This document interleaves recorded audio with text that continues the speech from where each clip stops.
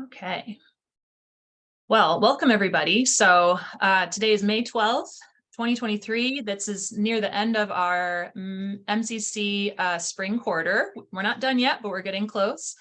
And for the past several quarters, we basically have a tradition where we have the interns do a little presentation about their experience this past quarter. And it's nice for us to all be together and hear about what the interns have been up to.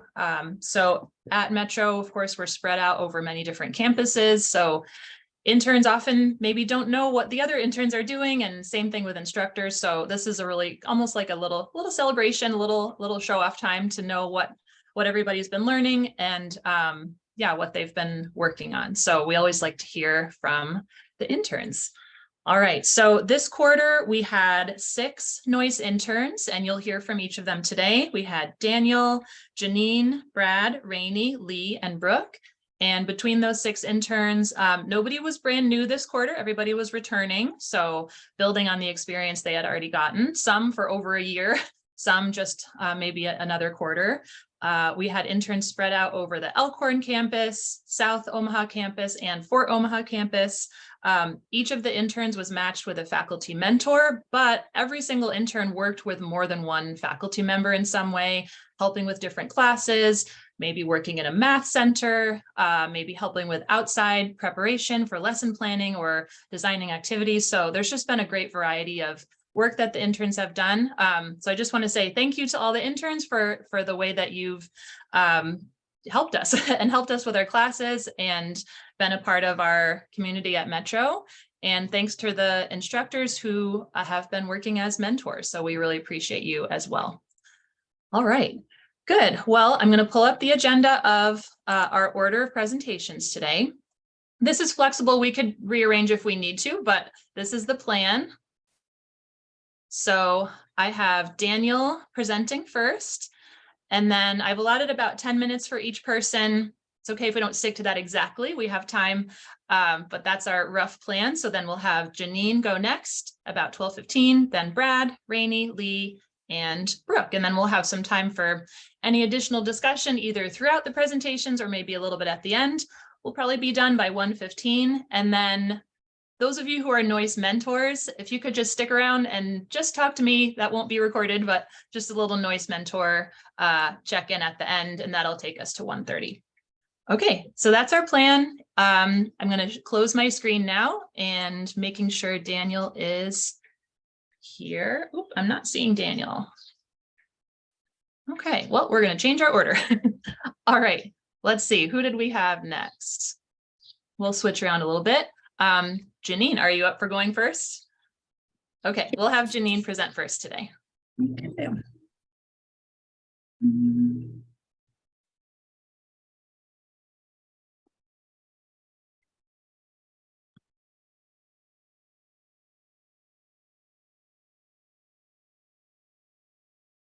Okay. So this is my presentation. So about me, this is my second quarter with the Noyce program and second quarter with Scott as my mentor. My area of study is respiratory therapy. I hope to start that program this fall. So I was in a technical math class, a lecture class, and 2 modular classes. For the lecture class, it was a Tuesday, Thursday, 12 to 1:30. I created and reviewed Check Your Understanding. So I wrote feedback and returned it to the students. I initially struggled with that a little bit. I didn't really know what to write or how to give feedback. I think the more I did it, the better I got at it. And there were some times where I did have to ask like Scott or Menard kind of what to say to some things. I also worked through the problems, the most commonly missed problem from the Check Your Understanding. I worked that problem on the board for the students. It was a pretty quiet class, so there wasn't very much feedback for that. I also made a Kahoot for test reviews.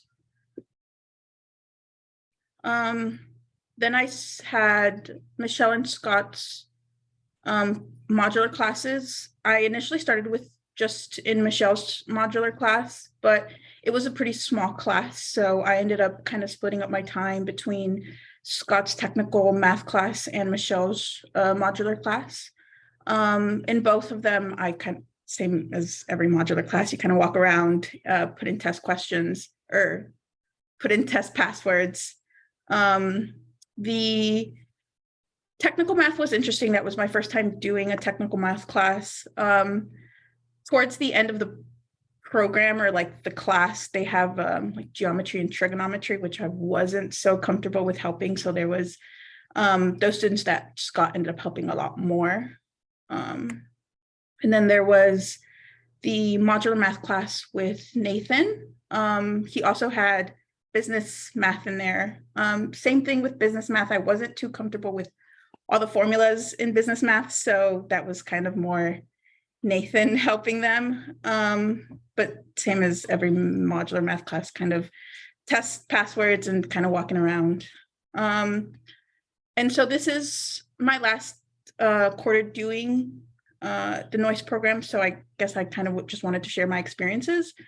I was initially pretty apprehensive about joining Noyce. I didn't know if it was the right fit for me since I wasn't going to be a math teacher or wasn't really going to teach. But the longer I was in it, the more comfortable I felt. I think Scott helped a lot in like making me feel comfortable with what I did know and what I could share with the students. I also wasn't originally too comfortable creating problems. I didn't really know how to do that, or giving feedback to students because I had never done it. But again, the more I did it, the more comfortable I felt. So much so that I actually started helping my mom with math and trying to get her to take her GED. But it's kind of me wanting her to do it more than she wants to do it. But I think that's everyone with math. I struggled with wanting to help people who weren't necessarily asking for help, but I could see they were struggling. I think it's a little easier to help those students when you're in a lecture class, just because you have a little more rapport with them. Whereas with a modular math class, there's just a little more distance between you and them since they're at their own speed. So it's kind of harder to like say like, hey, I know you're struggling. Can I help you? Because sometimes they just don't really want that. And things I enjoyed. So I really enjoyed the mentor program. I think like having Scott there to help me was really nice. And he helped me with a lot of stuff that wasn't just Noyce. Like my personal academic career, he helped me study for some like tests I had and stuff like that. So it was really nice to have someone there to help you when you need it. I also really liked the peer tutoring. I think it's really satisfying to be able to help someone who then walks away knowing that a lot better. Like that's really satisfying. I even had some students from last quarter reach out to me this quarter and like ask for help. And it's really nice to know that you still have that relationship with someone and they are comfortable enough to ask for help. And then I created Jeopardy games for Scott's lecture class. I didn't go into the class, but I just would send him Jeopardies for his test reviews. And I really liked making those. I think it's cool to make math fun for some people that don't really like math at all. And then the Noyce conference, I really enjoyed the conference. I think the few of us that went kind of got pretty close in that time and it was really fun for us. And even though I knew going in that I didn't want to be a math teacher or wasn't going to do anything in math. It was really nice to hear like some of the things they talked about and it was really motivational. And I think that you never really stop teaching. Like even if you're not a teacher, you teach someone something at some point in your life. And they talked a lot about like pro-social behavior and kind of doing something and how helping someone to help them and like trying to have a relationship that is like you caring about them kind of tends to work out better. I really enjoyed that. And that's it. That's my slide. Great. Thank you for sharing that, Janine. Yeah, it sounds like you got a lot out of this. So I'm glad you joined us. And yeah, I'm glad this internship has been kind of open to everybody who, even if you don't want to become a math teacher necessarily, that's kind of the whole point of an internship, is just to try something out. And I think you're so right. You never really stop teaching, no matter what your job ends up being. You're going to have to train someone and communicate. Yeah, that's really cool about helping your mom here. I'm just looking at, you got some messages here. Let's see. Yeah, Amanda agrees with you. Technical and business math can be difficult. There's some area specific jargon. Yes, that's true. Did you find yourself learning a little bit more about the business math at all, or did you kind of just leave that to the instructor and focus on the algebra? I tried a little, but since I didn't really know the formulas, I kind of ended up not being able to help as much. With technical math, though, I was able to help a little more, especially in the first couple like modules, I guess, because even though I don't really, it's kind of the same stuff, just different application, I guess. Right. Yeah. Good. And yeah, sometimes it's nice for the students to see you learn it with them, or kind of like view the example with them, and that can be valuable. So yeah, good. I had another question about feedback. You mentioned it's hard to know what feedback to leave. What do you think you learned about how should we leave feedback? What do you think? What do you mean? Sorry. Like on your checked for understanding papers, I think is what you're talking about. Yeah. Yeah. Well, because at first, and they didn't have very much time with your check your understanding, right? It's just like, hey, try this out. And so there were some that kind of would leave something blank, and or so I think I struggled a lot with that. Like, if they don't do the work, what do I say? Do I just like write it out for them and show them how to do it? Or do I like, fish of like, do they know how to do it? Or like, you know, sometimes like, I don't really know how to tell you, like, I don't know what to tell you if you didn't write anything. Yeah. So if they did write something, did you find yourself like writing a lot and then writing a little, or did you find that you changed how you left feedback over time? Yeah, I think initially I would just write out the whole problem. And so, but now towards the end, I kind of will just like circle where they messed up and kind of write a little bit there about like, oh, you just missed this sign here, which affected the rest of the problem. Or if they do leave it blank, I will just go through and like write everything out and be like, this is this, and this is, make sure you don't forget this negative here, and to divide all of them by X or something like that. Great. Yeah. And then, yeah, helping your mom, that's really cool. I saw a comment about somebody helping a family member. I guess, Brooke, you said you helped your sister out. Yeah. And I think a lot of us will have various people in our lives that may or may not want our help, but it's learning these skills can affect how you help other people too. So that's great. All right. Well, thank you, Janine. You did a great job. I know that Scott enjoyed having you as an intern, and you got to work with a lot of other faculty as well. So we were glad to have you, and good luck. Thank you. Yeah. All right. Let's see. I'm going to pull up our agenda again. I know we're a little out of order. Let's see. Brad, you recently signed on. Are you good to go next? Yeah, I can go next. Okay. Well, let's have Brad go next. Gotcha. Let's make sure I'm sharing the right screen here.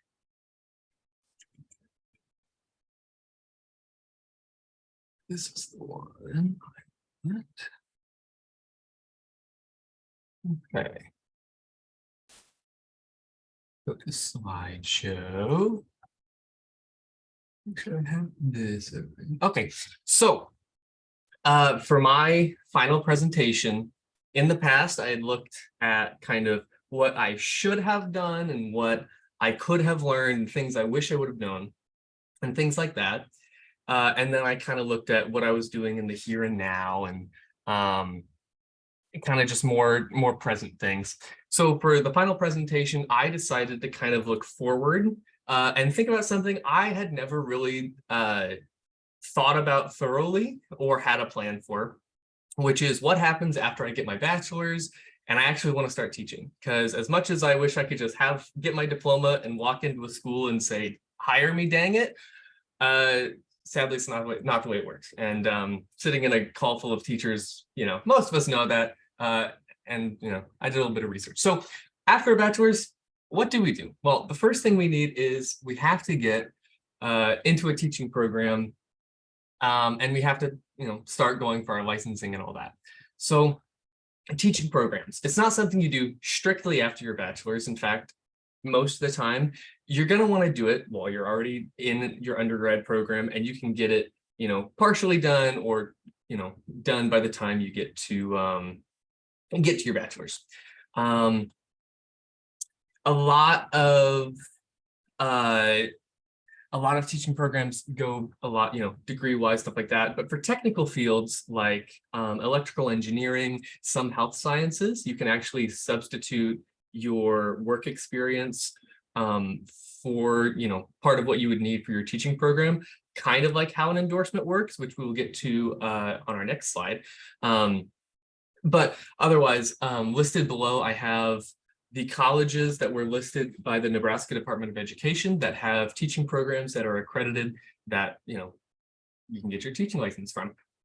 So as well as getting your teaching license and going through teaching programs, what are some other things you can do to kind of bolster up your resume and do, stuff like that? And the easiest way to do that would be with endorsements. Looking at endorsements for the first time, I really didn't understand what they were. So as a quick kind of overview of what they are for people who don't know, endorsements are ancillary qualifications that show you can teach a subject, right? It's basically, you go through what is kind of like a graduate program where it's 1 year-ish, and it is in a subject other than the one that it is your main subject, stuff like that. And then it can be added to your resume as, oh, not only can I teach this, but I have proven and shown through practicals and content tests that I can prove that I can teach this other content. You might be wondering, what do you have to do to get certain endorsements? And Nebraska actually has a 67-page codex that contains all the regulations for it. I think it's Rule 24. I have the link to the PDF if anyone wants to do some light afternoon reading. But yeah, there are a lot of regulations on that. Nebraska is actually one of the only states where you are not required to have an endorsement for most teaching positions, barring special education K through 8th grade, as well as elementary education in general. So endorsements look fantastic on a resume as well, because you're showing that not only can you do your field of study, but you can do others. It makes you a jack of all trades if you have more and more and more. Why hire you just for math when we can hire you for math and another specific subset of math? So it gives you just that little edge. Oh yeah, and then continued K through 8th grade. And so teaching endorsement programs themselves, you can do them after you get your bachelor's, you can do them while you're working, or by the time you complete your teaching program, generally you'll have at least one endorsement under your belt. So it's not completely like something you have to completely go out of your way for. It's something that can kind of just happen as well. In order to finish your the graduate program you kind of have to get your endorsement, there are final exams, there's final applications, and I guess before the final application, there's a practicum where, yes, you can show that, or with the exams, you showed you already know the material. The practicum is saying, hey, I can actually take it from my brain and try to put it in someone else's. So endorsements, it is, practical stuff as well as, knowledge stuff. The next thing I wanted to talk about was a teaching portfolio. And I put this one in big letters because I want everyone to completely memorize the term teaching portfolio and think about it every time you do something that involves teaching. A teaching portfolio is an extended, always growing folio of documents that shows your growth as a teacher. It would include lesson plans. It would include worksheet examples. With the advent of technology, you can include videos, but you aren't allowed to show students' faces for privacy reasons.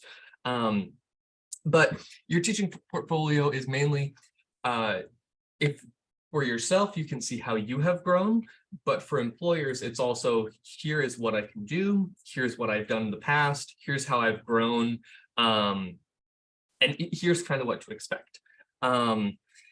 As I was making this, I kind of smacked myself in the forehead because I thought, I've made worksheets that I have completely lost. I have, there were some student, oh my goodness, I forget the word for this every time. When the students rated their professors, it was not asked to put anything about me, but a couple students did. And I did not save those papers, which I absolutely should have. So just examples of things you can put in your teaching portfolio. Especially as a student teacher, it's really important to get as much down in it as you can, because the more information, the more thoroughly you can be looked at, and the more accurately you can gauge where you came from and where you're at now. So teaching portfolios, work on them as soon as and as often as you can. So we're good to our teaching program, we're doing our endorsement program, we're making our teacher portfolio. We finally submit our application for our teaching license, and the first certificate that 99% of teachers are going to get is the initial certificate. This is kind of your preliminary. It's kind of like your probationary certificate. After 2 years is when you can upgrade to a standard certificate or a professional certificate, depending on different qualifications. Generally, professional certificates are reserved for master's programs or having a master's degree, and standard certificates are standard. So how do you get your initial certificate completely? A couple things. So Teach is the organization that kind of reviews this and has the database for all of this. And you do have to pay a fee. You join Teach. If you've lived outside of Nebraska in the past 5 years, you have to have your fingerprints scanned in, which not something you really think about. Normally you just think background check when you get hired, but no, you have to do a really thorough background check before you even get started applying for places. Being that it's in the education field, you would send in your official transcripts from college. The verification of program completion would come from your program, verify that you did it. The practice core test and the content test, I have a little, and the human relations and special education training, I have asterisks by, because these aren't things that you'll do at the end of your initial certificate program. These are things that generally you'd be doing in your teaching program before you graduated. But all things that are important to find out, like human relations and special education training, by the time you have a bachelor's, generally you've had some human relations training, and special education training as teachers, always important. And then something we wanted to talk about was reciprocity, where certain states do share a Nebraska teaching license. It's important to look at where you're going.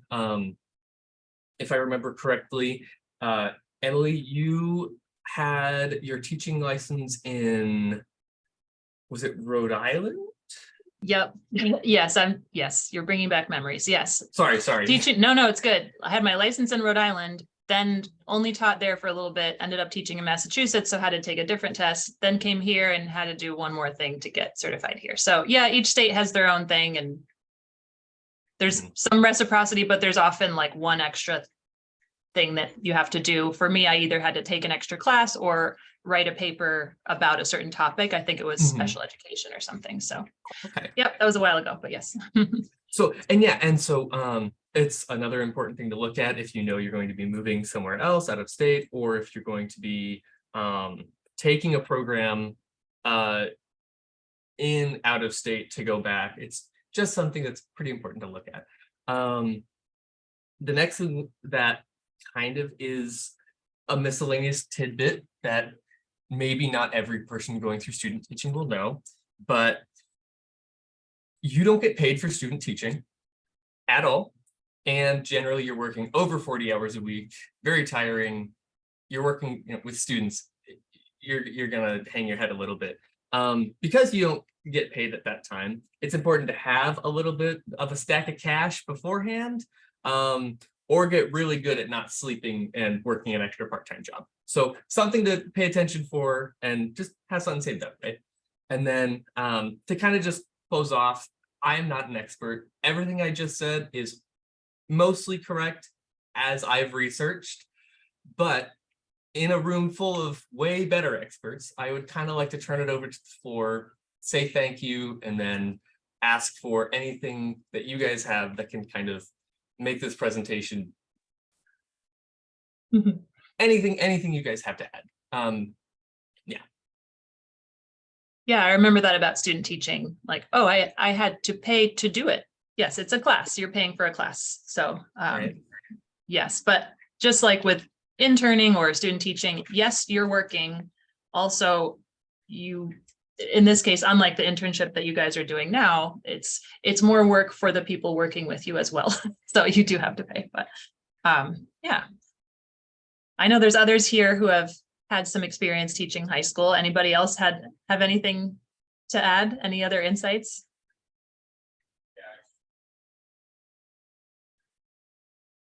All right, Amanda, you're saying my seventh graders thought it was so funny. I was working and not getting paid. Yep. That was it. It was just, I remember that being they asked how much I paid and I said, I'm a Zero. student. So yeah, when you said that, I thought, Yeah. I do it for fun mostly. I just love making little math equations on the board. It's just part of it. So, all right. Well, thanks for sharing that, Brad. So you've been with us now about a year, right? And so you still want to do this for your career. It sounds like you're interested in teaching. Do you have any sort of like words of wisdom for, I know nobody's new here, but we might have some new people joining us in the summer or in the fall. Any words of wisdom for anybody new to this whole internship experience, any advice that you would give?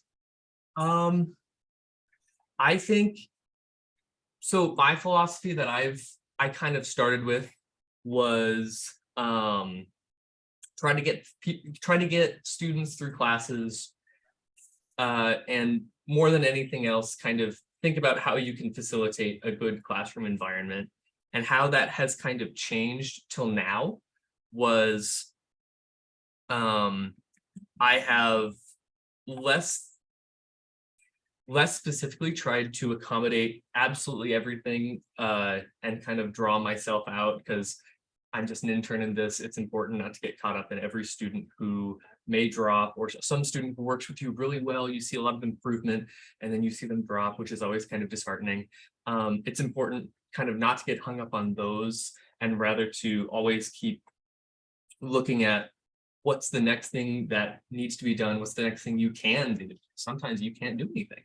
And just being able to recognize, I'm going to do what I can. When it fails, or if it fails, it's, not everything's in your control, and it's just important to recognize that, I think, is my word of wisdom.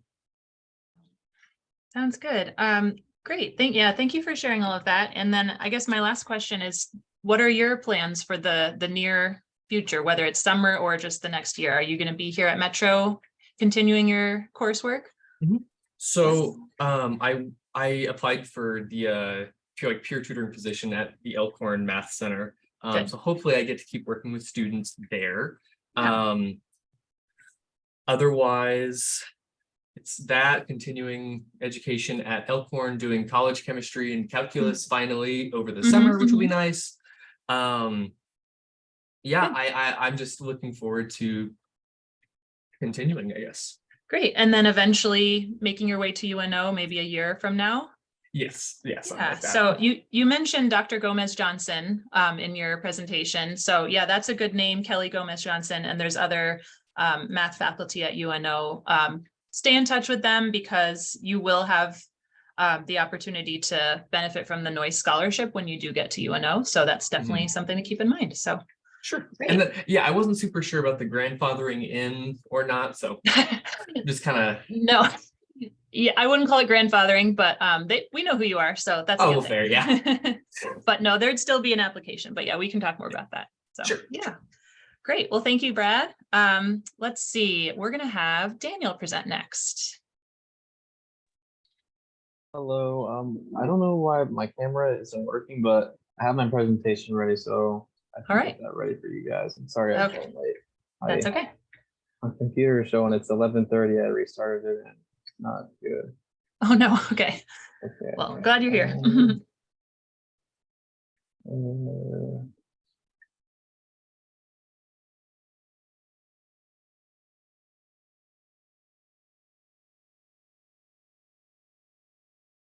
Trying to find the button here.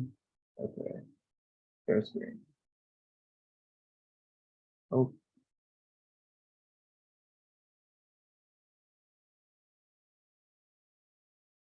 Slideshow. All right, can you guys see it? Yes, we can see it. Okay. I think. Okay. All right, so my name is Daniel Bueno. Right now, my mentor is Thankum, and we've been working together. And I'm primarily working at the Elkhorn campus. I haven't worked at any other campus so far, but in the summer, I'm hoping to work at other campuses. And this is my second quarter working with Noyce. This quarter, I worked in a lot more modular classes. I had a lot more hours, had around 20 hours this quarter. I was working in 2 classes on Monday and Wednesday. And one was 0910 to 1315, which is like pre-algebra to college algebra. And the other class was a technical math class for students who were trying to get into the workforce and take stuff like carpentry and just getting into those kind of jobs. And those classes this quarter were actually pretty packed. There was around 20 students in each class. So it was really nice to work with a lot more students compared to at least the winter quarter, which I thought there was a few less, but it was nicer. And then yeah, Tuesdays and Thursdays, another modular class. I was working with Thankum. And in the modular classes, we're just kind of sitting there. We meet with students before tests, after tests, review, see if we can give them partial credit and just go over material they needed to review for. And we're just kind of there for the students to raise their hands, kind of walk around. And one thing I was doing with students, and some students in particular in modular classes to help get them a little more engaged if they wanted to, was I would sit down with them for most of the class or sit next to them. And for certain students, I kind of help them be more comfortable asking questions and asking for help if I was already like right next to them, because some students are a little more shy and they don't want to get up and raise their hand and ask for help, you know, talk across the room. So some students, those 2 students in particular that I did that with in my technical math class, and they enjoyed that work for them. There was one student I worked with in my modular class I helped out, and she needed accommodations where I would have to read out the test for her so she could take the test and process the questions like fully. So I was doing that for one student, and she actually did really well on the test after I worked with her, so that was good to see. And then I was also in the Math Center Tuesdays and Thursdays from 5 to 8 p.m. every week. And the Math Center too, I noticed there was a lot more students this quarter, which is really nice. I was working there with Paul. I remember one day we even had up to 7 students one day, which is crazy for the Elkhorn campus, at least 7 students at once. Yeah, Brad's shaking his head, yeah. And then for Thankum, I was grading extra credit that she had for her tests. So she would give like pre-calculus students extra credit sheets for the test, and I would grade those for her. I was doing that. And I was also working on a little project with Thankum where we did a course redesign for her geometry class. Not her geometry class, but she had a few sections she needed to redesign. I worked with her. And for that, we looked at the old book that was used. I believe it was from like 2006 or something. I might be wrong. We looked at the book from 2006. We analyzed the objectives and what we needed to get done, what was getting done in the last course. We referenced the new book and we tried to cross-reference the exact problems and material we needed to cover. And after we got all that noted down, we went into MyLab Math, it's like the screenshot I have here, and we curated the course and we tried to pick out which sections we needed, which ones we didn't, and that was the process we did for that, which was a pretty long process just for the few sections we had. That's kind of what I did this quarter, but the rest of my presentation is, it's not too long, but it's what it takes to be an educator. And I just listed a few traits, kind of what you guys do day to day, or what I think you guys do, what conversations I had with Thankum, and that is what I've got. As far as personal traits, not anything really linked exactly to the classroom, but interpersonal skills, it's super important to be able to link with students and kind of have that personal connection, because if you're just there totally professional, you want to be professional, but if you're just there kind of like a robot and you're just kind of lecturing and telling them, okay, this is how it works, not always going to work too good. You got to be able to connect with them. And definitely you have to be able to take leadership in the classroom, especially kind of setting the expectations you want in your classroom. If you want it to be engaging, you want students to be able to be comfortable and kind of set the rules. And climate of care and respect for students, especially when a lot of students, at least in the modular classes I've had, some of them have I think want to be able to show up, or they have some kind of problems happening in their lives. Sometimes you want to be able to respect that and work with them and work around their schedules or whatever might be happening, and just being there for students. That's just teaching the class for them. And then treating students all equally, that's a given. And then ability to teach the subject with the resources available to you. You don't always have the perfect classroom. I've noticed that with I used to teach, not teach, but I used to help out. I used to live in a house with a bunch of guys before, and when I was in Boys Town, and I tried to help out a lot of the kids that we had in there, and all I had was like my notebook. I didn't have anything too crazy, and I tried to help them out and the best I could. And subject mastery, that's you got to know what you're talking about before you kind of try to teach them too much. Continued professional development, especially with Noyce, that's something I really liked, especially getting to go to the Noyce, the conference we went to, stuff like that. I think it really helps to open up and network with people and just hear just different perspectives, teaching styles, and just get a lot of information that can help you in ways sometimes you didn't think you could improve, but stuff like that is really helpful. Attending like seminars or just Zoom meetings like this, even, yeah. And then working with students, this is more stuff in the classroom. A few things I did with Thankum is meeting students on a weekly basis and just seeing where they're at in the class. Especially with the modular classes we were in, it's really important to check how the students are, because everyone's on a different schedule. So you want to track at least once a week to see where they're at, because if you don't meet with them, or if they have something going on, they can easily get pretty behind, and it's hard to catch up if you get pretty behind in modular classes, if you get behind even a section or two. And what we did with a couple students is we created plans to kind of work with those students who are behind.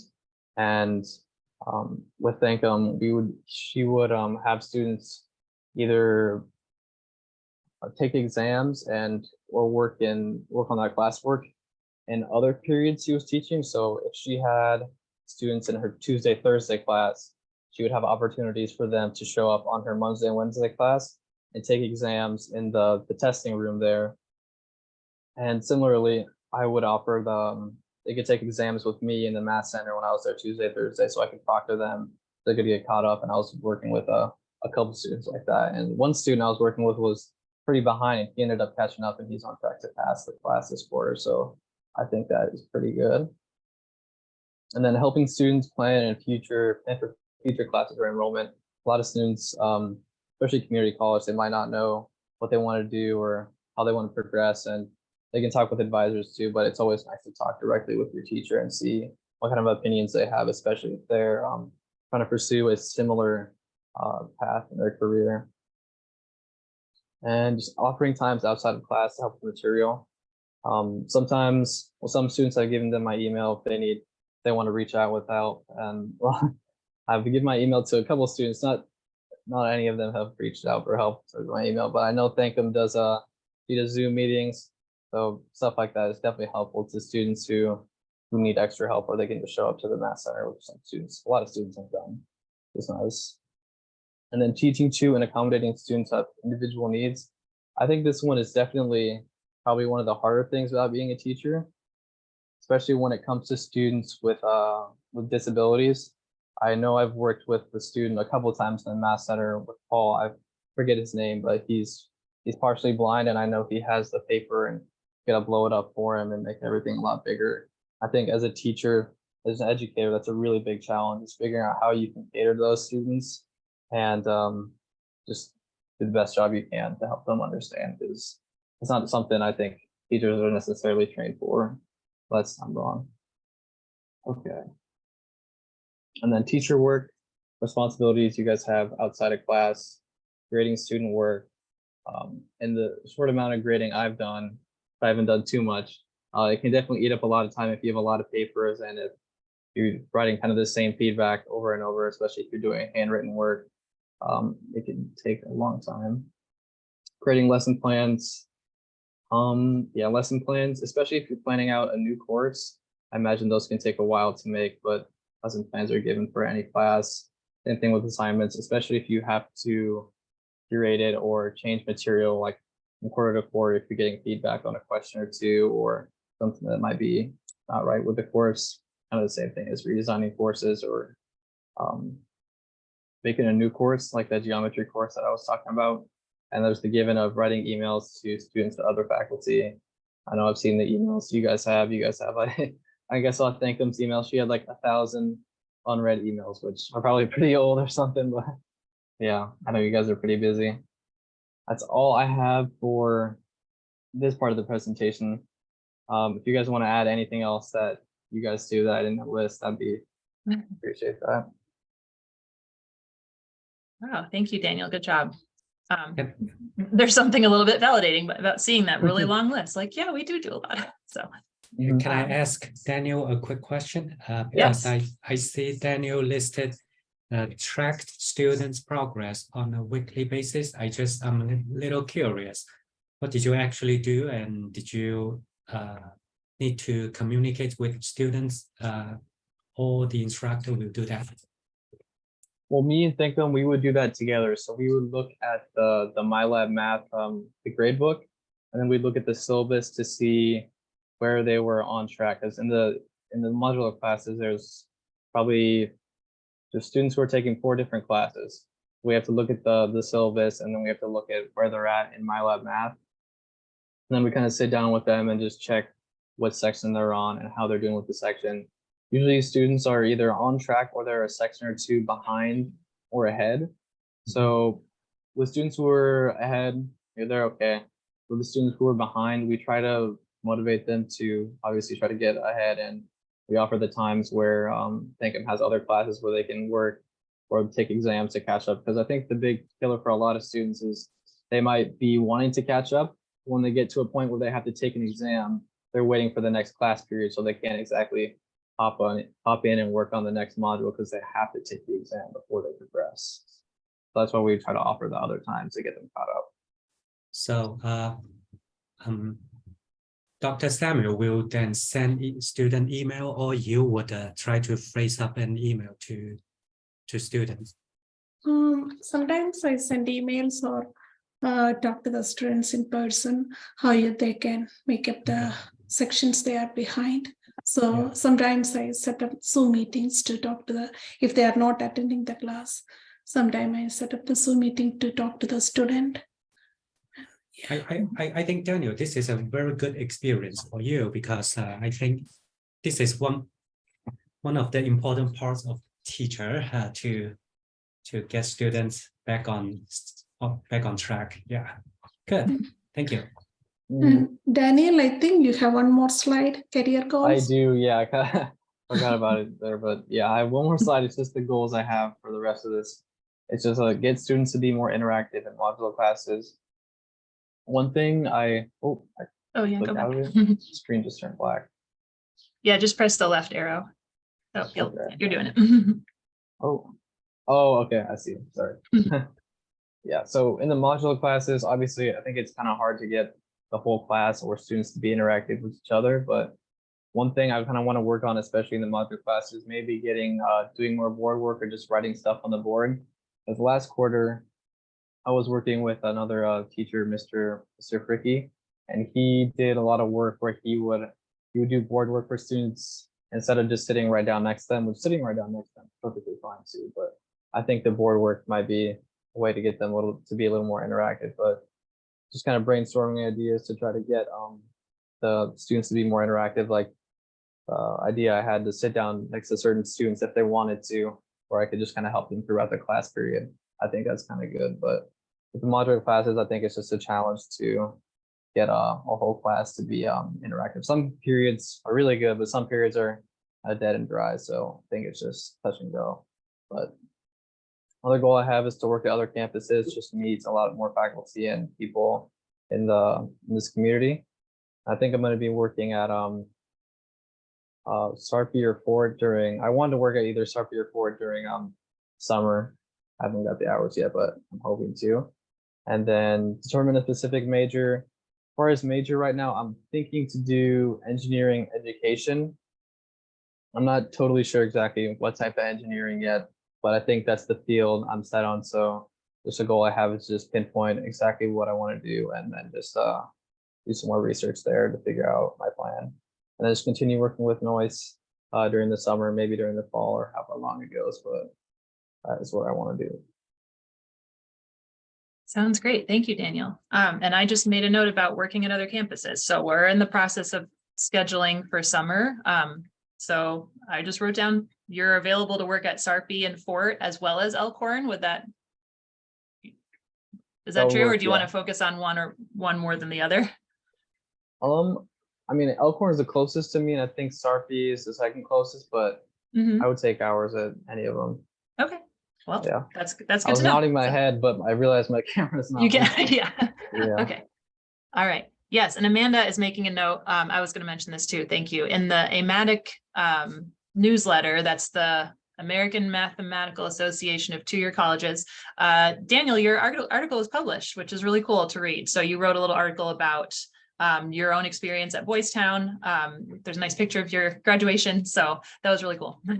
Thank you. Yeah. So math faculty, if you haven't read that, Rachel Narath forwarded it. Go read that. It's pretty neat. So good. All right. Well, thank you, Daniel. And we're going to move on to the next presenter. And I think I have Rainey presenting next. Okay. And Daniel, I'm going to stop your screen share so that Rainey can share hers. First, can you guys hear me? Yes. Okay. No, I think it's just my sound is just not working. So I've been using Mr. Paul's computer to hear you guys since mine isn't working. Oh no. Sorry, let me try to share. Wow, do I sound like that? Oh.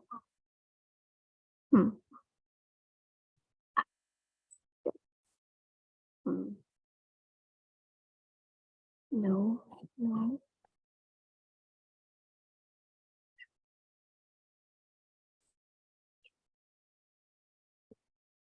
Okay. Can you see? Yes. I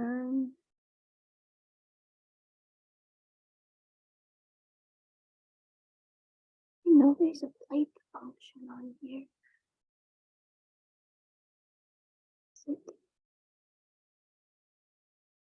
So if you click slideshow up at the very top, that should do it.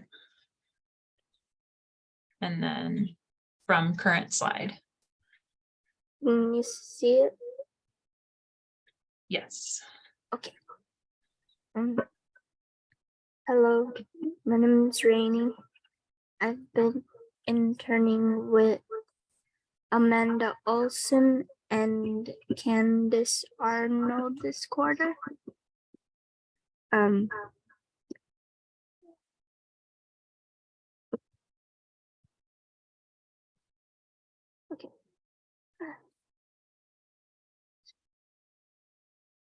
Sorry, Mike. I think if you just click the start rehearsing button, it just thinks you're practicing. I don't know. If you want to close it and open it again, or just ignore it, we can still see your presentation either way. So I've actually learned a lot this quarter. I learned about like what type of teacher I wanted to be. And like what types of lessons I want to make in the future, and more specifically what grades I would like to teach. I'm thinking instead of junior high and high school, just high school.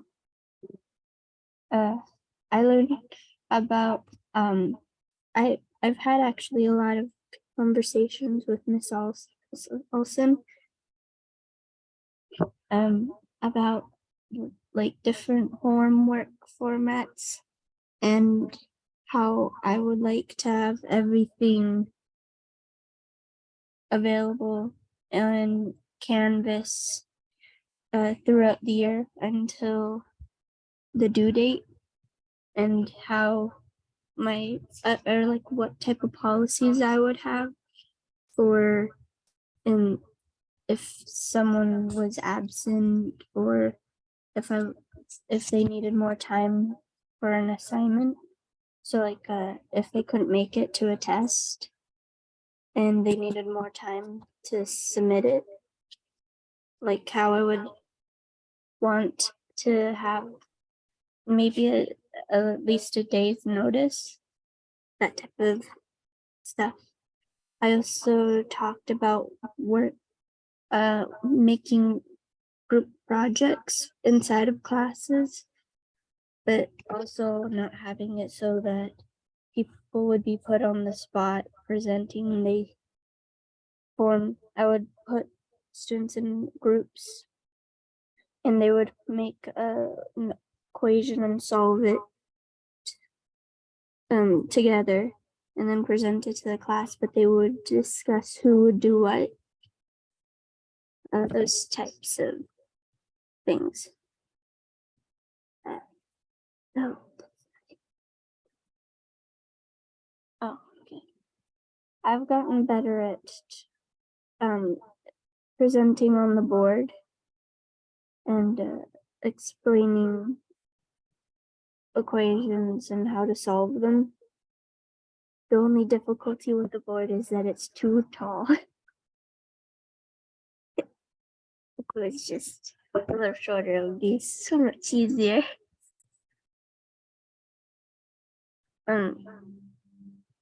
I was surprised about how quickly students would raise their hands to ask questions, especially in Miss Arnold's class. There's one student who will ask question after question, like 3 questions in a row until she understands it, which I thought was amazing.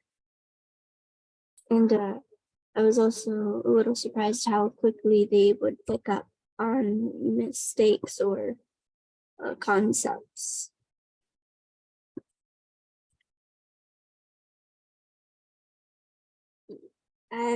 I still struggle with the same challenges throughout all the quarters I've interned with, been interning with, verbalizing math concepts and explaining, but not having it be confusing. Also reading people's faces to understand whether they need help or if they're just thinking. And then some of the goals I have My short-term goal is to be better at verbalizing my thoughts and having clear and concise explanations that are easy to understand for students or people in general. My long-term goal is to become an approachable teacher that students can have a friendly relationship with, but also have like so still be respected. And so that when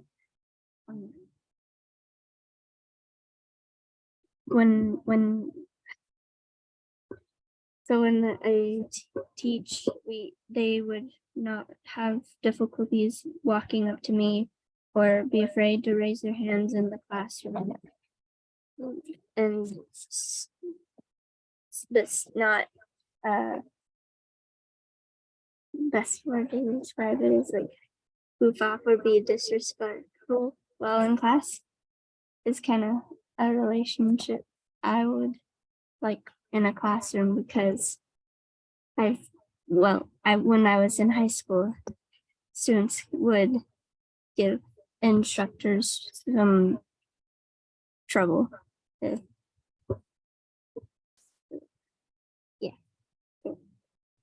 It's the reaching away. What is this? Okay. All right. Thanks for sharing. Yeah, it looks like you have a little report on your presentation. So just save that for later to look at, I guess. So Okay. yeah, thank you, Rainey. I appreciate you sharing all of that. And I know you've had quite a bit of experience now with Noyce. So it's nice to see your progress and just to know for yourself, and this is true for all of us, some things will just continue to be challenges, and that's okay. Our weaknesses or challenges don't necessarily just go away, but you kind of get more and more used to sort of learning workarounds and playing on your strengths and everything like that. So yeah, very good. So yeah, thank you for sharing. And I think you're gonna take the summer off from Noyce, but maybe be back in the fall. Is that right? Maybe. Maybe. I'm Okay. thinking of focusing more on school since I only need one more quarter to Okay. graduate. Sounds good. Okay. Good. Well, again, thank you for sharing with us, and we've appreciated having you. So yeah, good luck.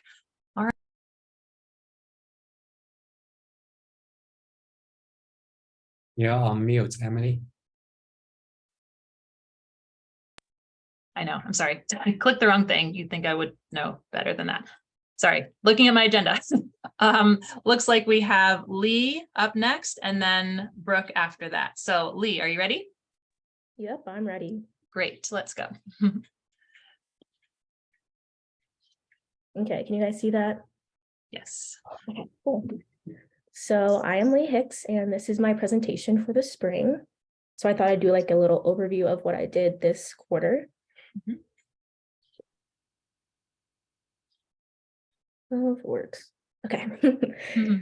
This is actually my 6th quarter as a Noyce intern. I had the pleasure of working with Dr. Wong again, and I helped out in an 0960 class, which is intermediate algebra, and a modular class as well. And I thought I'd kind of go over some things I learned in that class, some things I enjoyed, and then some things I could improve on as well. So first, for the modular class, it was a technical math class. And Dr. Wong, he was in charge of this class. It was on Tuesdays and Thursdays at noon to 1:50 at the Fort campus. So some takeaways I had. So initially, well, just right off the bat, I did not know this class existed. And so going into it, I really was not sure what to expect, like what the structure of the classroom would be, what kind of math would be taking place. So that was a little bit daunting, but once I went into the classroom, kind of got the feel of everything. It was really interesting to see how there were so many different people from places going to careers like construction, electricians, just like how math can be found anywhere. It kind of helped me remember that. I went through a lot of word problems with students, and just seeing how math applied to each of their careers was really amazing. But yeah, there's a lot of algebra and geometry and even some physics in there, which was interesting. And then just in that class, everybody kind of worked at their own pace, which I guess you can find in any modular class. But I think it's a good setup for a lot of students, just because some students will like work through their courses very quickly, whereas others need some time.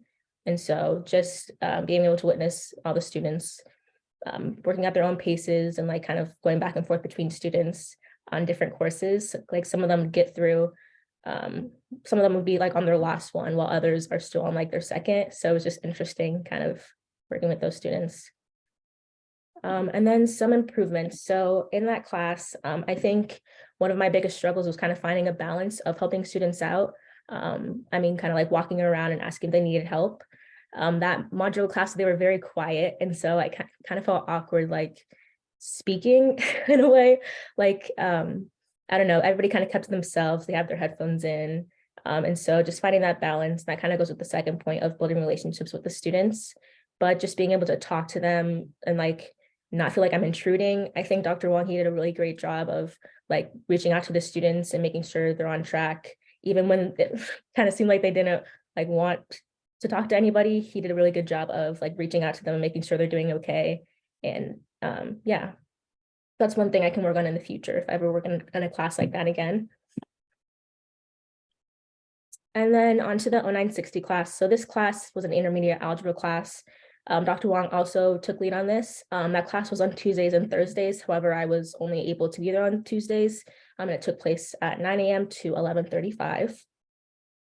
And then here's a little picture of me doing a review game with the students. I'll kind of touch on that a little bit more. So some takeaways from that class. So there were so many different ways to create review games. I was in charge of doing like review things for the students, like before tests or just to make sure that they're retaining that information that they're learning. And so in that picture I showed you, I was doing a game called Plickers, which is kind of like Kahoot, except they have a QR code that they hold up the right answer for. And then I did some Jeopardies as well. And there's like this chain activity that I did, which was pretty cool. But just seeing the variety, and there's so many different ways to review things with students. And I know some students prefer different review games over others. And so just having that variety, like, because each student has their different preference, so they're able to, you know, all kind of get a chance to do something that they enjoy. And then just a lot goes into that. As a student, I feel like when I did review games, I didn't really think about how much goes into like a teacher creating those. And so just having to do that, like especially with the Jeopardy, that was a little difficult just because I was trying to decide like which questions should be worth like the lowest amount of points and which questions should be worth the most amount of points. So that was a little difficult. And then also with like the Plickers, I know I talked about this last quarter, but kind of choosing like there's multiple choices. And so there's one right answer and then the 3 wrong answers, and kind of trying to decide like where students could make mistakes and put those in as like options for them to choose. And so that when they do choose those options, we can kind of see this is where they're messing up and this is where they need like help. So yeah, just being like aware of like what answers I'm putting in was a little difficult, but it was a good experience. And then some improvements. So again, I put building relationships with students just because I feel like in this class, I was only there on Tuesdays, so it was a little bit harder because I was like kind of not there for half the quarter. But I do think more in this class, I was able to like connect with the students more and talk to them. They're a pretty like talkative class. But just in the future, like I know like when I'm teaching, just being conscious of the relationship I have with students and like making an effort to like talk with them, make sure they're feeling comfortable. And then another thing I didn't get to do this quarter was lecture, just because I didn't have enough time in my schedule. But just in the future, I want to be able to like teach more lessons and take advantage of the fact that like I have a group of students in front of me and I can kind of work through things with them. So that's one thing I want to work on for sure. And then, so just some things I'll take with me as I become a teacher that I've kind of witnessed over this quarter and the past quarters as well. So I'm touching on this again, the relationship with students. I've seen many like of my mentors and just teachers, like the environments they have with the students, and they're really cool to witness because they just create like encouraging environments and relationship with students so that they feel safe to come to them with questions, or like if they're having trouble with a certain problem, or if they're needing like other resources to study, they're able to come to those teachers and feel comfortable enough to ask.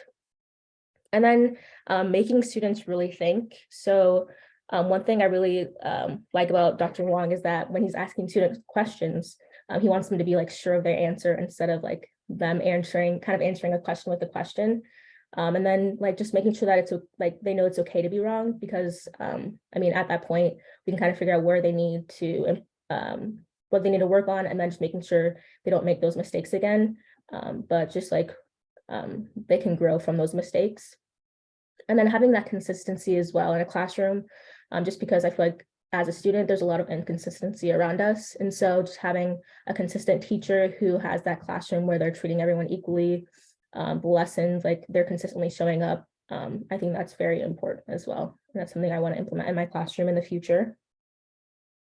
And then last thing, just some overall things I kind of learned with Noyce over the past couple quarters. So it's helped me like find my path. Of course, I want to be a teacher now. I know that. So that's something I'm very appreciative of. And then it's helped me really grow as a student and as like an educator, a teacher.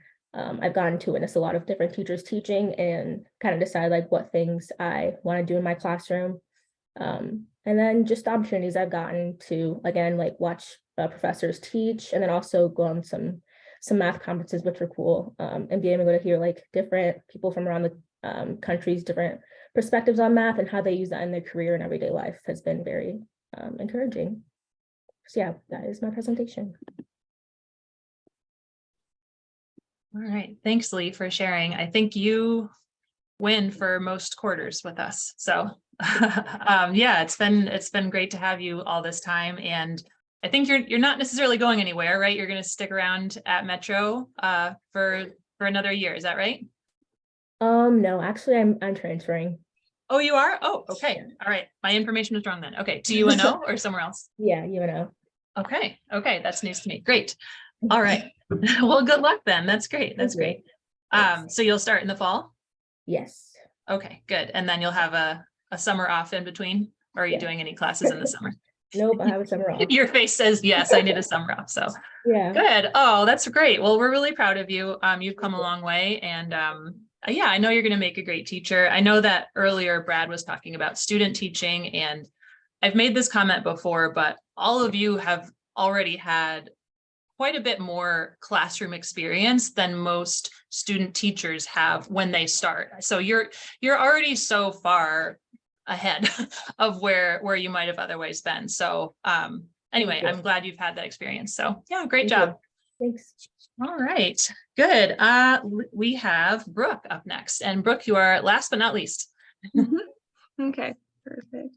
I know, been nervous this whole time because I'm so used to going in the beginning, but it's okay. I know I try to shuffle it up so you can't go first every time. So now you get to go last. That's okay. All right, so let me share my screen. Okay, and then,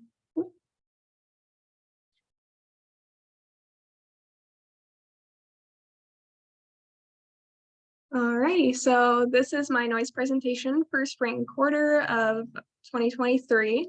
My name is Brooke, and I had the privilege of working with Nathan Stanley as my mentor. This slide is just going to give you an overview of what I ended up doing this quarter. So I got the chance to assist Emily in one of her modular classes, and I also did for Nathan. Pretty much what everyone else says, you are there as an assistant and you're inserting passwords and kind of just trying your best to be of use by, if they have any questions, you answer it. I got the chance to go over some tests with students who needed a second attempt, or even if they just wanted to go over some of their missed questions, I did that as well. And I feel like some classes are just different. Some modular classes are quieter than others. I felt like I ended up jumping around a lot more in Nathan's modular class, and I don't know if it has to do with the time of day, because Emily's was in the morning, so people are still waking up and they're more quiet. And then towards the afternoon, they've already had their coffee, they've already had some communication in the morning. So I feel like that definitely helps. This Senior Academy Study Hall actually started in mid-January and it ended at the end of April. I began with Stevens Senior Academy Study Hall and eventually started helping out Emily's halfway through the quarter. I'll go into more detail what Senior Academy is because even I was kind of unsure. But the study hall part of it is they were given an extra day throughout the week where they had an hour and a half to work on their math, pretty much just trying to get more time for the seniors to, work on assignments while they had extra assistance. I did some one-on-one tutoring, not as much as I have in the past. It's kind of been like on and off. Everybody's schedule is different, life happens. But I hope to do more tutoring in the future because I do really enjoy the one-on-one communication you get, and it's just better. I think outside the classroom, they feel more comfortable sharing what they're struggling with. So what is Senior Academy? So this is when seniors in high school come to Metro to take a class before they graduate high school. It doesn't necessarily have to be math, but in this case, it was modular math. And it is multiple high schools. It's not just one. Part of Senior Academy, they have Avenue Scholars, and I have a detailed definition here, but pretty much it starts the junior year of high school for those who are meet requirements. If they get part of the program, they're given support, like academic coaches, kind of someone to help them along to whatever job they want to do, and they're helped financially through scholarships to take those classes as well. So I wanted to do a little comparison between the two because I have noticed some differences and similarities. So Senior Academy modular, well, I assisted in the study hall version, so Emily and Stephen were actually a part of that class. It was just a teacher that was there to kind of monitor and make sure those seniors were attending class. So I was kind of there the only one there who was specifically there to help math. So the differences would be obviously the classes offered. Stephen's class offered Math 1240, which I feel like a lot of people assisted in a technical math class, and I had never heard of it, just like I feel like multiple interns had said before. And it's also known as math for the trades, so construction, just those kind of things. And he also did Math 1220, which is business math. Emily's class did the algebra sequence, so they did 0910, 0930, and 1315. This is pre-algebra, beginners or intermediate algebra part 1, and college algebra. The traditional modular classes that we usually assist in do all of those, but also intermediate algebra part 2. As of this quarter, it will be changing to 0960, the combined, but I'm glad I got to do one more quarter where it was all 4. I would say the willingness to ask for help. That was a big one in the study hall in the beginning. I felt like even though I introduced myself as an assistant, I didn't get anyone asking me for help for a while, but I feel like once they got more into it, they kind of realized, oh, I'm behind, I actually do need help or whatnot. And I'd say maturity levels too, because for the Senior Academy, they are required to go to that class. And the seniors, they get their attendance taken and whatnot. So if they are supposed to be there and they're not, then the teachers that monitor them are running around campus trying to find them, and bring them into the class, which, they can get there and they'll be talkative and trying to settle down. I feel like traditional modular class is more of students there to specifically work on their homework and try to get through a lot, and it's just quieter. Similarities. So identifying student motivation is kind of what I was going for there, because in the beginning of classes, you can kind of see right off the bat who is has their head down, just chooses to work on it.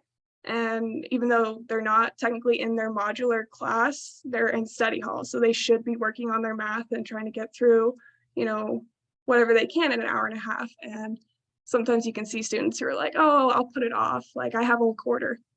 well, the quarter ends and you may be a little behind. That brings me to my next one, like the final countdown. I'd say that's probably like the last 2 weeks, 2 to 3 weeks of the quarter.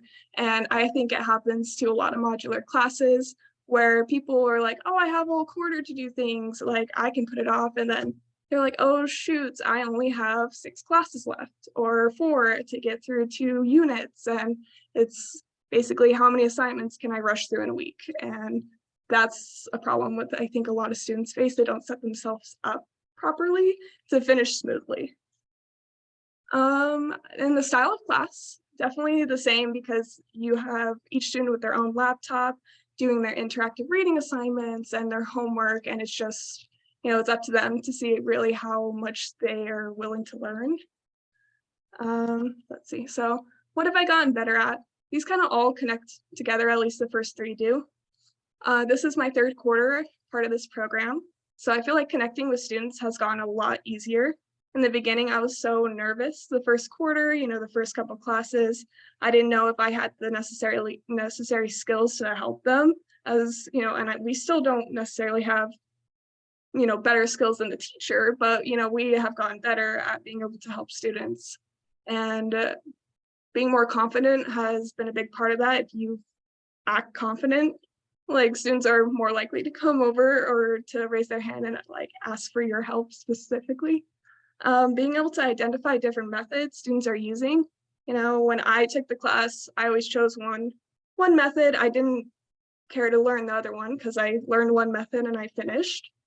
And I did it well and I learned that method, but I kind of ignored the other ones. So this being my 3rd quarter, I've just been able to see a lot more different methods and get more confident in helping explain how to do it that way instead of my way, because it might be easier for the student to learn it their way than the way that I learned it. So, and then balance. I am taking 15 credits this quarter. So I think the biggest thing is the balance between being a student and being an intern.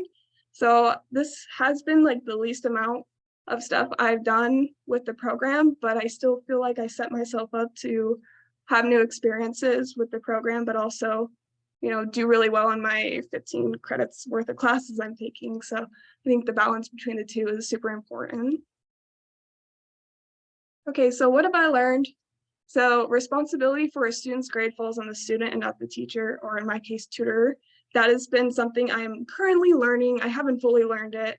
I have always taken pride in my students' grades. The past, like when I tutor them the past couple quarters, I would spend a lot of time just kind of caring if how they're doing and being really involved. But there's sometimes where you can only do so much, and I think that's been brought up during this presentation, that you can only do so much and put as much effort as you can into it, but it's also the student's responsibility to kind of put the extra effort in too.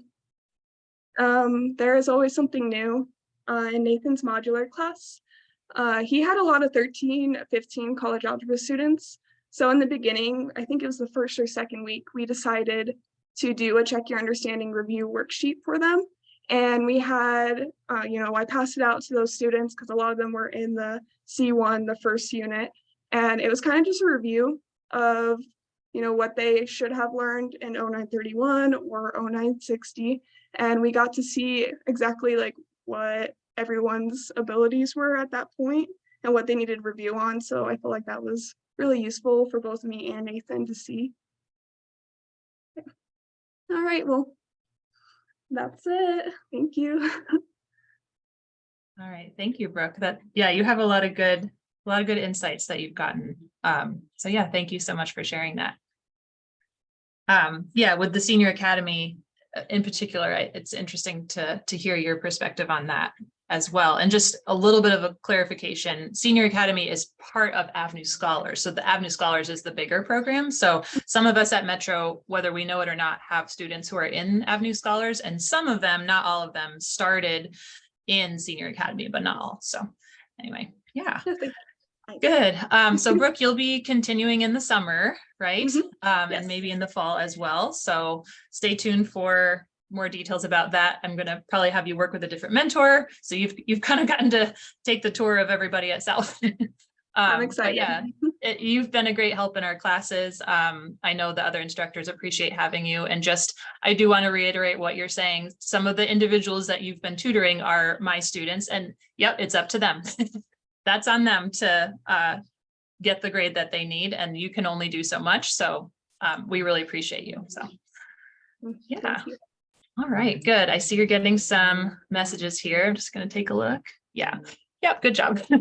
All right. Well, everybody, we went over on time a little bit. I thought we'd be done by 1:15 and it's 1:22, but hopefully we budgeted until 1:30. So everybody had a lot to say, and we really appreciate hearing from all the interns. There's been a great variety of experiences, and interns, every single one of the instructors you've worked with, the Math Center associates, we really appreciate you. You've brought a lot to our classrooms and the math centers. Whether or not students have expressed it to you directly, they've also benefited from you. So we really appreciate that, and we've enjoyed working with you. So some of you will continue in the summer and or in the fall. So just keep checking your email for more details about that from me. Yeah, any final questions or thoughts anybody else wanted to share today? Okay. Good. Well, thanks everybody for attending. I know we have some other people here who maybe weren't mentors, but are involved in other ways with Noyce. So we appreciate everybody who's contributed. I'm going to end our recording now.